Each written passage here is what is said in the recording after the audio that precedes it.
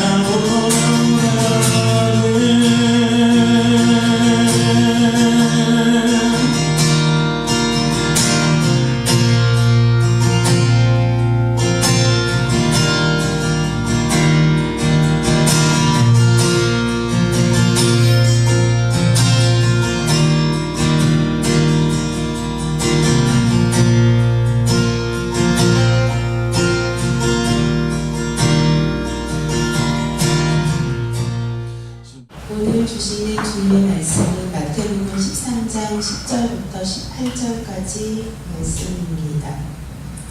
제자들이 예수께 나와 이르되 어찌하여 그들에게 비유로 말씀하시나이까?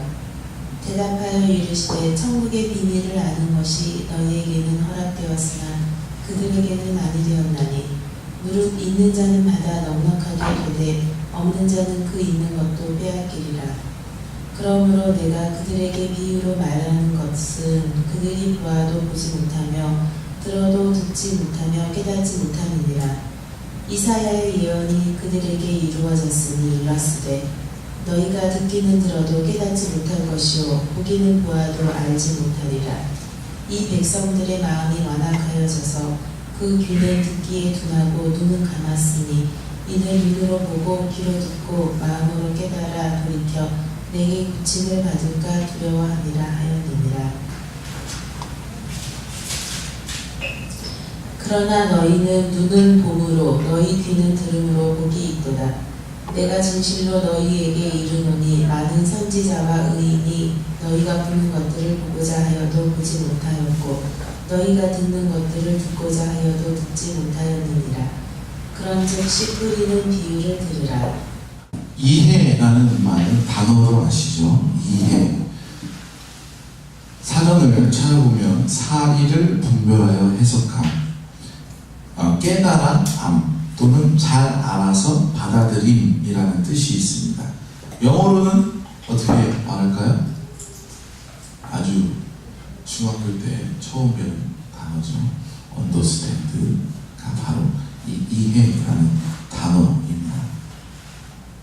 이해는 understand라고 얘기했듯이 아래 서서 그것을 받아들이는 게 이해예요. 우리가 억울한 일을 당했거나 슬픈 일을 당했을 때 누군가가 나를 공감해 줬으면 하는 마음에서 주변 누구에게 이야기를 하게 됩니다. 그런데 들어주는 사람이 그 마음은 이해하지만 이라고 얘기하면서 자기의 얘기로 넘어가거나 나의 상황에 반대되는 이야기를 하면 조금 속상해요. 설사 내가 잘못됐다 하더라도 처음 얘기해주면 그냥 받아들여줬으면 좋겠다라는 마음이 있는데 상대방이 그래 그 마음은 충분히 이해는 하지만 하면서 자기 얘기를 하고 그 반대되는 얘기로 막 지적을 하게 되면 속상하고 때로는 억울하다라는 마음이 들게 됩니다. 그래서 그것은 충분히 우리가 이해되지 못하고 있는 상황이라고 볼 수 있는 거예요. 왜냐하면 이해는 받아들여져야 되기 때문입니다. 우리는 어떤 문제가 있을 때 그것을 깨닫고 알게 되었을 때는 그 문제를 해결하기 위해서는 그 알게 된 것을 받아들여야 돼요. 그래야지만 그것을 해결할 수 있게 돼요. 받아들인다라는 것은 내가 그것을 또 나타내줄 수 있다라는 하나의 과정이기 때문이에요. 그 과정은 실천으로, 행동으로 나타납니다. 그렇기 때문에 우리가 이해된다라는 것을 받아들여졌다라는 것은 바로 우리의 삶의 행동에서 나타나질 때까지의 연속된 과정을 보여줘야 된다라고 말하는 거예요. 먼저 제가 이해에 대한 이야기를 한 것은 제가 여러분들께 저에게 이 질문을 하고 싶어서 그래요. 복음을 이해하고 있는가? 우리는 지금 복음을 이해하고 있는가? 여러분은 어떻습니까? 복음을 듣고 깨달은 바, 새롭게 알게 된 그 사실에 대하여서 우리 삶이 변화되고자 추구하고 있고 그것을 받아들여서 실천적인 부분까지 이어지고 있는가 생각해 볼 필요가 있다라는 거예요. 이것은 그리스도인 모두에게 아주 중요한 사실입니다. 그렇지 않다고 한다면 우리는 복음을 완전히 이해하지 못한다라고 말할 수 있기 때문이에요. 오늘 본문에도 예수님의 말씀을 듣고 천국의 비밀을 깨달은 이들이고 그렇지 못한 이들이 있어요. 깨닫다. 마찬가지로 이해의 문제예요. 예수님의 말씀을 듣고 천국을 이해할 수 있는 자가 있었고 이해하지 못하는 자가 있었습니다. 이 문제는 영혼 구원에 관한 문제예요. 굉장히 중요한 문제인 것입니다. 제자들이 이렇게 묻죠. 10절에 예수님은 왜 비유로 말씀하십니까? 예수님 대답은 11절에 천국의 비밀을 아는 것이 너희에게는 허락되었으나 그들에게는 아니 되었나니. 이 그들은 이스라엘의 고관들, 바리새인들, 서기관들, 이 사람들입니다. 마치 예수님이 이 말씀을 들으면 자기 사람들은 알아들을 수 있게끔 시키려고 비유로 하셨고, 그리고 예수님을 반대하는 그 반대파 사람들은 이해하지 못하도록 어렵게 비유로 섞어 말씀하셨나? 라고 오해를 할 수 있어요. 그런데 성경에 보면, 사복음서를 보면 제자들에 대한 이야기가 나올 때 제자들을 모으는 그런 과정에서도 볼 수 있고, 많은 부분에서 제자들의 교육을 잘 받은 사람들이 대부분 아님을 우리가 볼 수 있어요. 그래서 제자들이 잘 못 알아들어서 예수님께 꾸지람도 듣고 또 따로 설명해주고 이런 부분들을 우리가 성경을 통해 많이 찾아볼 수 있어요. 그런데 오늘 예수님이 보면 이들한테 너희들은 잘 이해를 하였고 그런데 이해하지 못한 이들이 있대. 근데 그들이 누굽니까? 사회적 교육을 많이 받고 스스로 훌륭한 사람이 된 사람들이 대부분이다라고 볼 수 있는 것입니다. 여러분, 비유로 얘기할 때, 우리가 상식적으로 생각할 때 비유로 얘기할 때 어떤 상황에서 비유로 얘기하게 됩니까? 쉽게 풀이해서 설명할 때 비유로 많이 설명을 해요. 여러분, 암호라는 게 있고 비유라는 게 있어요. 그런데 오늘날 비유를 암호처럼 생각하시는 분들이 있습니다. 마치 상대방이 못 알아듣게끔 어렵게 꼬아서 얘기하는 것처럼, 너랑 나랑 약속된 사실이 있을 때만 알아들 수 있는 것처럼, 그건 아버지 비유가 아니에요. 오늘날 예수님께서 비유로 많이 설명하신 것은 그들이 알아들을 수 없게 하기 위해서가 아니라 대부분 많은 사람들이 최대한 많이 이해하고 또 오래 기억할 수 있도록 비유로 많이 설명을 하셨다라는 사실을 우리는 알아야 됩니다. 그 이유를 오늘 본문 다음에 이어지는 밭에 뿌려진 씨앗의 이야기를 보면 알 수 있어요. 이해하지 못하는 자, 이해하는 자, 그게 뭘까요? 19절에 보면 아무나 천국 말씀을 듣고 깨닫지 못할 때는 악한 자가 와서 그 마음에 뿌려진 것을 빼앗나니, 이것은 어떻게 비유하냐면 이는 곧 길가에 뿌려진 자예요. 씨앗을 뿌렸는데 길가에 뿌렸다라는 겁니다. 왜 심지 왜 뿌려? 길가에도 심으면 되잖아. 근데 오늘날 우리 한국에서 하는 그 농사법은 모내기죠. 타종을 해서 종자를 가지고 땅에 심어서 자라는 건데 옛날부터 그렇게 하지 않았어요. 옛날 농사 방법은 진짜로 뿌리는 거예요. 옛날 영화 같은 거 보면 이렇게 씨앗을 뿌리는 장면들 보죠. 씨앗을 흙 뿌려서 그 중에 흙을 나중에 이렇게 또 이렇게 쟁기로 뒤집어 엎으면 씨앗들이 또 이렇게 들어가게 되고 그 중에 살아남는 건 살아남는 거고 죽는 건 죽는 거예요. 옛날 농사법은 이랬어요. 별로 확률이 좋지 않았겠지만. 그래서 예수님의 비유도 그거예요. 씨를 뿌렸는데 씨가 다 옳게 좋은 땅에만 떨어지는 것이 아니라 바람에도 날리고 뭐 이렇게 되지 않겠습니까? 그래서 더러는 길가에 뿌려졌어요. 이 같은 본문을 마가복음 4장에서는 이렇게 얘기해요. 길가에 뿌려진 씨앗은 싹이 나기도 전에 새들이 와서 쪼아먹어 버린다라고 말씀하고 있어요. 마가복음 4절에는 그런 거예요. 사람들이 다 듣고 있지만 어떤 사람들의 마음은 길가와 같아요. 그 씨앗을 깊이 받아들이지 않고 그냥 겉에 드러나고 있다가 바람에 날아가면 날아가게 두고 새들이 쪼아먹으면 쪼아두게 그냥 둔다라는 말입니다. 그런데 반면에 여기 또 보면 이해하는 자들이 있지 않습니까? 그 사람들은 어떤 사람들인가? 좋은 땅에 뿌려졌다라는 것은 말씀을 듣고 깨닫는 자니 결실하여 어떤 것은 100배, 어떤 것은 60배, 어떤 것은 30배가 되느니라 하시더라. 반대로 좋은 땅에 뿌려진 씨앗은 열매를 얻게 돼요. 이 사람들은 말씀을 던져지면 그 말씀을 옥토에 이렇게 씨앗을 감싸고 품고 있듯이 말씀을 자기 가슴 가운데 품는 사람이다 라는 거죠. 이 두 말씀 19절과 23절의 이 말씀에 공통적으로 사용되는 단어가 있는데 그것이 바로 깨닫다라는 거예요. 어떤 사람은 깨닫고 어떤 사람은 깨닫지 못하다. 같은 단어예요. 이걸 영어로 번역된 성경을 찾아보면 understand로 번역하고 있어요. 말씀 전에 설명드렸던 그 이해예요. 이해, 깨달은 것이 잘 알아서 받아들임. 어떤 사람은 같은 말씀을 들어도 한 귀로 듣고 한 귀로 이렇게 나가는 사람이 있는가 하면 어떤 사람은 한 말씀을 들어도 그 말씀을 통해서 보화를 발견하는 사람들이 있다라는 것입니다. 아까도 얘기했듯이 비유로 말씀하는 것은 최대한 많은 사람들이 쉽게 이해하고 오래 기억하기 위한 목적이에요. 그래서 비유로 말씀을 들으면 그 비유가 뜻하는 바가 무엇인가를 우리가 먼저 생각하게 돼요. 우리는 프로세서가 그렇게 돌아갑니다. 비유로 얘기를 하게 되면 그 비유를 통하여서 무엇을 얘기하는고자 생각하게 돼요. 그래서 그 생각이 내가 스스로 하게 되니까 그것이 더 깊이 남게 되겠죠. 그런데 듣지 않으려고 하는 사람들은 그 비유를 들을 때 어떻게 합니까? 그냥 그 겉모양 그대로 듣고 흘려버리는 거예요. 제자들과 또 많은 사람들이 있었을 때에 제자들은 그 비유의 말씀을 들었어요. 근데 그 비유를 통해서 어떤 말씀을 하시는 것인가 라고 탐구했을 것입니다. 생각했을 거예요. 받아들일 준비가 되었다라는 거죠. 그런데 그렇지 않은 사람들은 그 비유를 그냥 듣고 콧방귀 뀌고 우스갯소리나 농담으로 여기고 흘려버리셨겠죠.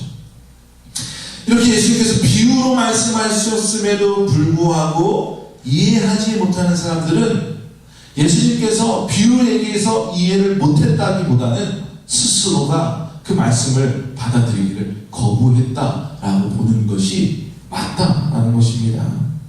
그래서 오늘 본문에 보면 그 듣지 못하는 자들에 대한 명백한 이유를 예수님께서 말씀하셔요.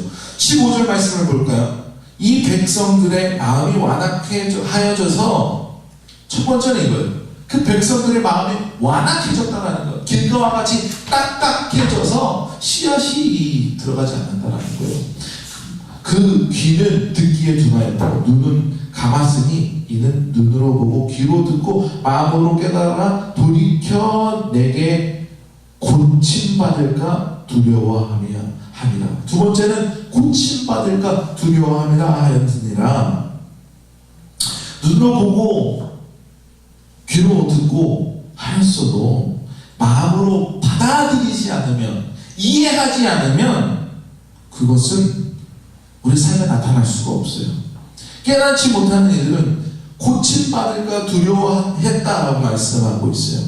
이것은 당연한 것입니다. 우리가 새로운 것을 듣고 그것을 실천하기에 앞서서는 두려움이 있어요. 왜냐하면 지금까지 내가 해왔던 것이 잘못됐구나라는 것을 깨닫는 순간이 될 수 있기 때문입니다. 내가 잘못됐다, 내가 죄인이다라는 것을 깨닫는 것이 얼마나 큰 용기입니까? 우리 사회에서 요즘에 미투가 많이 나오는데 그때 잘못했다라고 얘기하지 않았어요. 이제서야 이제 잘못했다라고 얘기하고 더러는 스스로 목숨을 던져, 물론 억울한 부분도 있을 수 있겠습니다.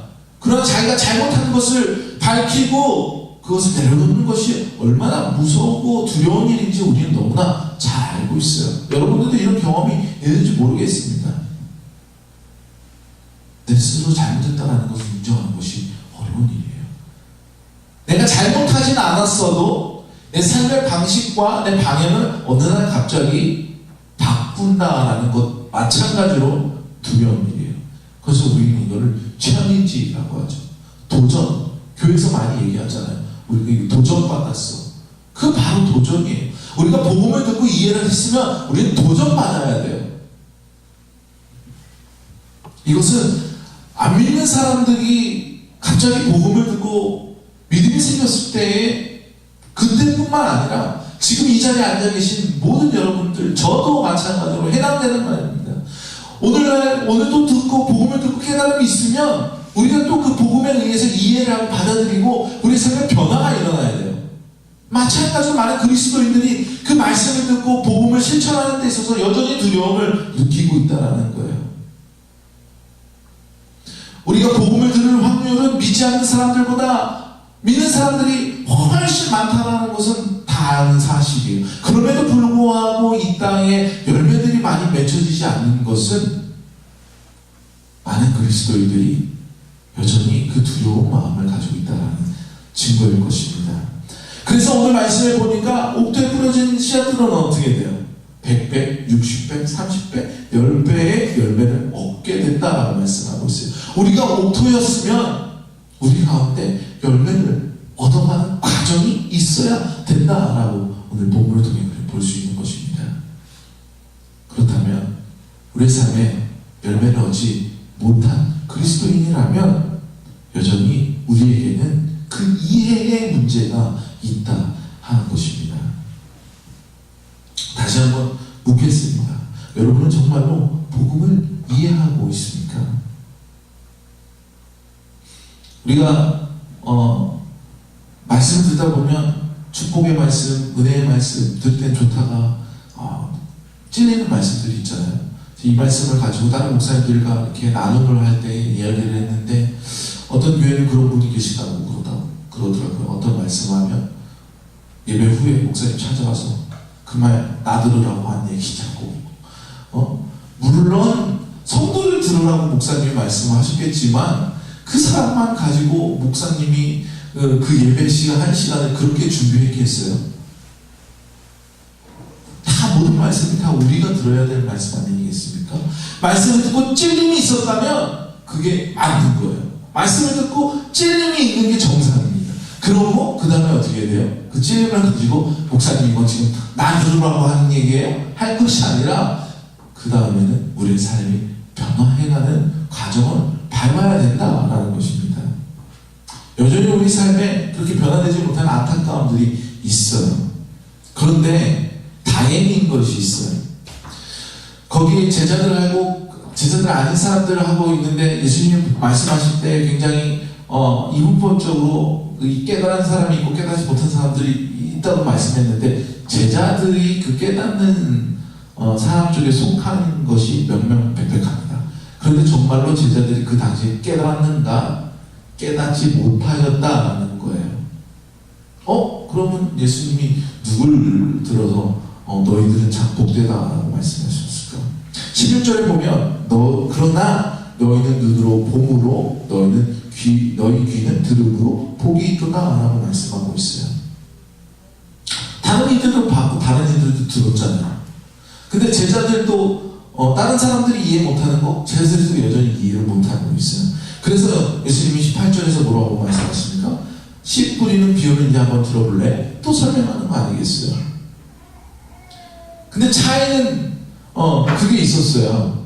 어떤 차이냐 하면 제자들은 좋은 밭에 속한 사람들이었다라는 거예요.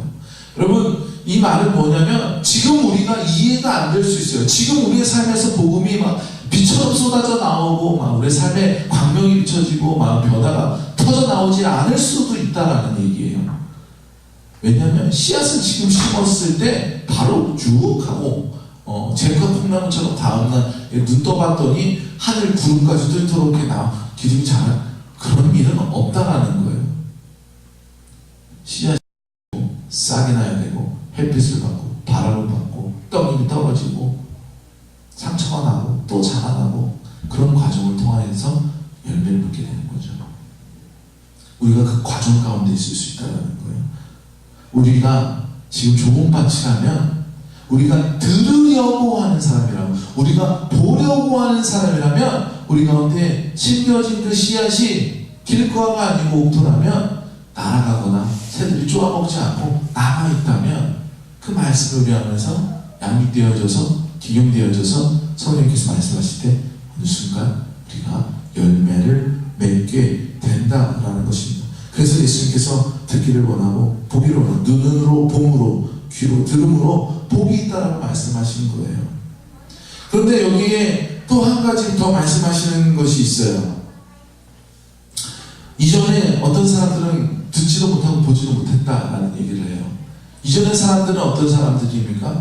예수님 시절 이전의 사람들을 또 얘기하는 이야기가 나와요. 비유적으로 얘기하는 걸 수도 있고 상징적인 것일 수도 있지만, 여기서 그냥 문자적으로만 봤을 때에도 예수님을 만나서 정말 직접적으로 예수님의 복음을 듣고 있는, 그러니까 이스라엘 백성의 유구한 역사 속에서 메시아를 늘 기다려왔는데 많은 사람들이 메시아를 만나지 못하고 죽었단 말입니다. 이사야 선지자의 이야기가 나오고 있잖아요. 그런데 오늘날 너희들은 메시아를 지금 눈앞에 보고 있어요. 그러니 너희들은 얼마나 복되냐. 그러니 너희들은 살아있는 복음을 지금 받고 있는 거 아니겠어? 오늘 여러분은 어떻습니까? 우리는 어떻습니까? 주님을 만나지 못하였습니까? 아니에요. 우리는 주님을 만나는 사람들입니다. 성령을 체험하는 사람들이에요. 우리는 복된 사람들이다 라는 것입니다. 이해한다라는 것, 받아들여져야 된다라는 거예요. 예수님의 생각과 말씀이 우리 안에 받아들여져야 돼요. 이거는 예수님의 말씀을 평가하고 계산하여서 나에게 이로운 것을 적용하는 것이 아니에요. 말씀을 마치 내가 올라가기 위한 발판으로 삼으려고 밟고 일어서는 것이 아니라 말씀 아래 나를 두어야 한다고 말씀드리고 싶습니다. understand.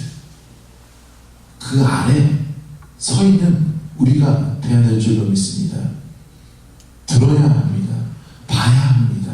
우리 삶에 받아들이고 우리 삶의 열매로 나타날 수 있는, 정말로 이해하는 저와 여러분이 되기를 주님의 이름으로 축원드립니다. 기도하시겠습니다.